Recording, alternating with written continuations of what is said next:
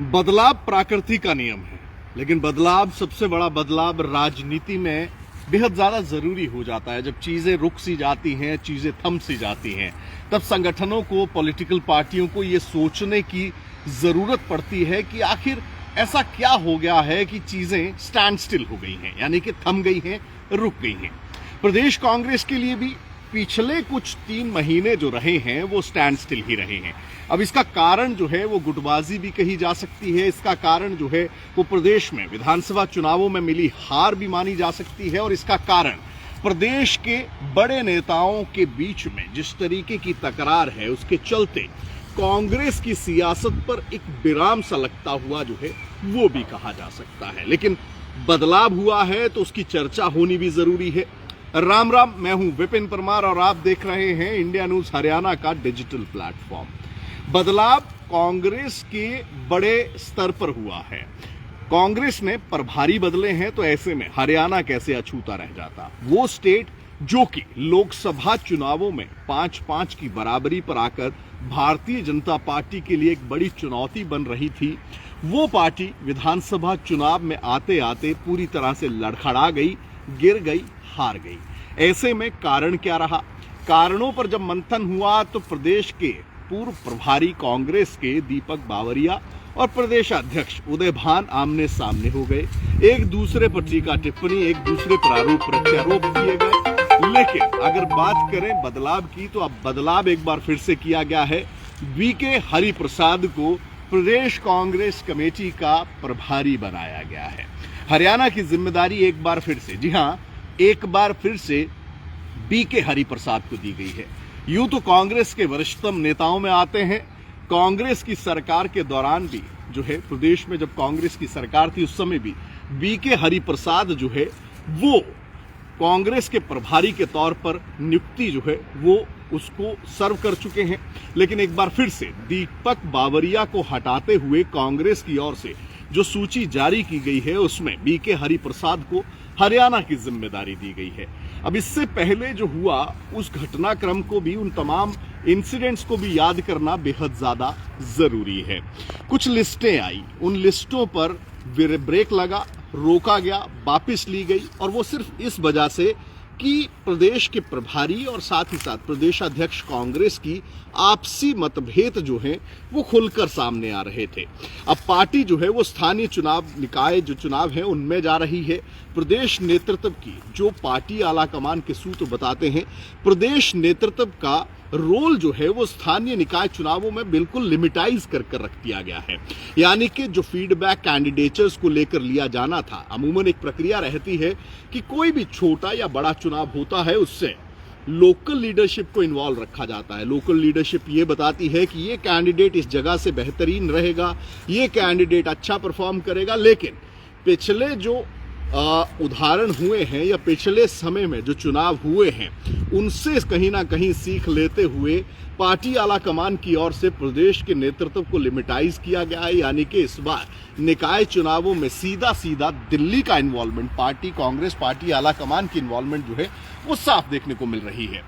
सूचियां आई, प्रभारी बनाए गए निकाय चुनावों के लिए, लेकिन उनको फिर से वापस ले लिया गया।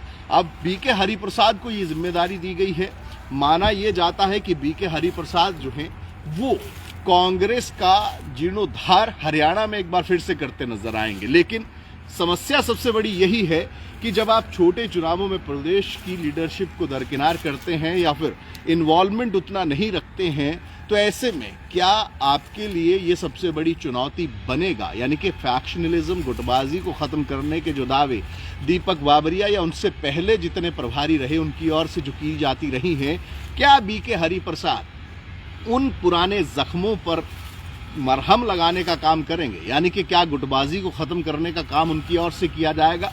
क्योंकि प्रदेश का आला नेतृत्व, वरिष्ठतम नेता खुले मंचों पर आकर जो है वो लगातार पार्टी को सोचने के लिए कह रहे हैं, पार्टी आला कमान को उन मुद्दों पर गौर करने के लिए कह रहे हैं। हाल ही में कुलदीप शर्मा की ओर से स्पष्ट तौर पर यह कहा गया कि गलती किसी की नहीं है, गलती जो है वो सिर्फ सोच की है। ऐसे में कहीं ना कहीं गुटबाजी जो चरम पर है उसको किस तरीके से खत्म किया जाए, ये बीके हरिप्रसाद के लिए सबसे बड़ी चुनौती रहने वाली है। और सबसे बड़ी चुनौती अभी कुछ ही दिन बाद जो है बीके हरिप्रसाद के लिए रहेगी, जब कैंडिडेचर्स जो हैं उनकी डिक्लेरेशन की जाएगी। उस समय देखना ये होगा कि प्रदेश के बड़े बड़े फैक्शन, चाहे वो सैलजा गुट हो, चाहे भूपेंद्र सिंह हुड्डा का गुट हो, या बाकी नेता हो, कैप्टन अजय यादव, तमाम नेताओं की अगर हम जिक्र करें तो लाजमी सी बात है कहीं ना कहीं एक बार फिर से वो गुटबाजी सामने आती दिखाई देगी। क्योंकि पार्टी आला कमान की ओर से जिस तरीके से लिमिटाइज किया गया है, यानी कि कैंडिडेट्स को लेकर जो आवेदन भी मांगे गई, जो प्रक्रिया का इस्तेमाल किया जा रहा है, उसमें तमाम बड़ी लीडरशिप जो प्रदेश की है उसको कहीं ना कहीं लिमिटाइज कर रखा गया है। अब ऐसे में जब नामों की घोषणा होगी तो क्या उन नामों की एक्सेप्टेंस होगी? क्या दूसरा एक गुट दूसरे गुट के कैंडिडेट के लिए प्रचार प्रसार करता नजर आएगा? क्योंकि कांग्रेस के लिए ये हाई टाइम है, क्योंकि चीजें स्टैंड स्टिल पड़ी हुई हैं। 100 दिन से ज्यादा का कार्यकाल सरकार का हो चुका है, लेकिन अभी तक नेता प्रतिपक्ष जो है उसका चुनाव नहीं हुआ है। प्रदेश में प्रभारी बदला गया है, लेकिन क्या प्रदेशाध्यक्ष जिन्होंने चुनाव के बाद लगातार आरोप प्रत्यारोप एक दूसरे पर प्रभारी और प्रदेशाध्यक्ष आमने सामने थे, क्या स्टेट लीडरशिप में भी बदलाव किए जाएंगे? इन तमाम चीजों को लेकर इंतजार लगातार जारी है, लेकिन सबसे बड़ा इंतजार कार्यकर्ताओं का है कि आखिर संगठन कब बनेगा। तो ऐसे में बीके हरिप्रसाद जो कि सरकार के समय में प्रभारी थे, कांग्रेस सरकार में उस समय ये प्रभारी थे, उस समय चीजें इनके लिए उस हिसाब से थी कि हाँ सरकार भी है, संगठन भी है, लेकिन पिछले 10 साल में काफी कुछ बदला है। बीके हरिप्रसाद प्रदेश की सियासत से, कांग्रेस की सियासत से भलीभांति परिचित तो होंगे, लेकिन एक नया इंट्रोडक्शन बीके हरिप्रसाद के लिए जब वो हरियाणा प्रदेश कांग्रेस कमेटी के प्रभारी के तौर पर कमान संभालेंगे तो एक नई कांग्रेस के साथ उनका इंट्रोडक्शन जरूर होगा, जो कि गुटबाजी से भरी हुई है। लगातार नेता जो हैं वो एक दूसरे के लिए खुले मंचों पर बयानबाजी कर रहे हैं। ऐसे में इन चुनौतियों पर पार पा पाना और क्या कांग्रेस की नैया को पार लगा पाना बीके हरिप्रसाद के लिए मुनासिब हो पाएगा या नहीं, ये आने वाला भविष्य बताएगा। क्या बीके हरिप्रसाद लगा पाएंगे कांग्रेस की नैया पार? आप क्या सोचते हैं? कमेंट्स में जरूर अपनी राय दीजिएगा। साथ ही साथ इंडिया न्यूज के डिजिटल प्लेटफॉर्म्स को लाइक व सब्सक्राइब जरूर करिए। राम राम।